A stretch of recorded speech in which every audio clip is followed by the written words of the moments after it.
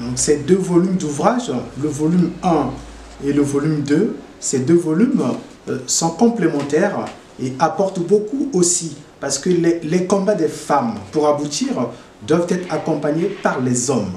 Et la polygamie n'affecte pas seulement les femmes. Et dans le livre, nous avons montré que même le destin de chef, qui est aussi pour les hommes, qui vaut aussi pour les hommes d'ailleurs, est entravé par la polygamie, en ce sens que la polygamie met l'homme, le mari polygame, dans une situation de stress, de pression psychologique pas possible.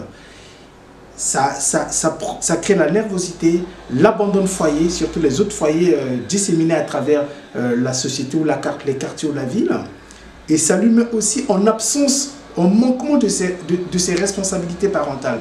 Parce que pour lui, quand il a l'argent, c'est là où le mari va chez la deuxième, la troisième, la quatrième femme, pour lui rendre visite, passer du temps avec des enfants. Quand il n'a pas d'argent, il a honte.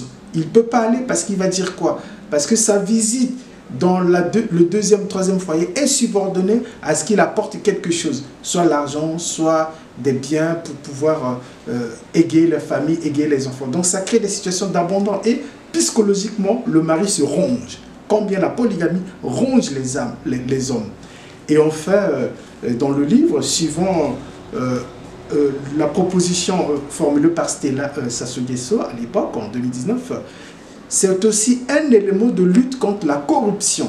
Parce que les cadres d'administration et ceux qui sont dans les entreprises publiques ou para-étatiques, qui sont nommés, etc., eux, ils ont une pression sociale permanente. Ils doivent aussi prouver qu'ils ont gagné leur vie, qu'ils ont réussi leur vie. Dans une société où il n'y a pas de croissance, il n'y a pas la valorisation du travail, il n'y a pas la prime à l'emploi, il n'y a pas beaucoup de choses intéressantes, etc.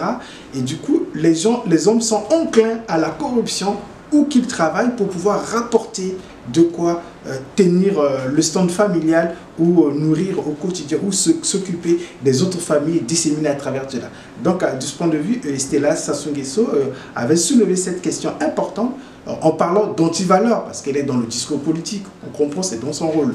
Donc, lutter contre la polygamie, dans une certaine mesure, c'est aussi un des éléments complémentaires à la lutte contre la corruption qui empêche le destin des femmes à travers l'accomplissement de la société.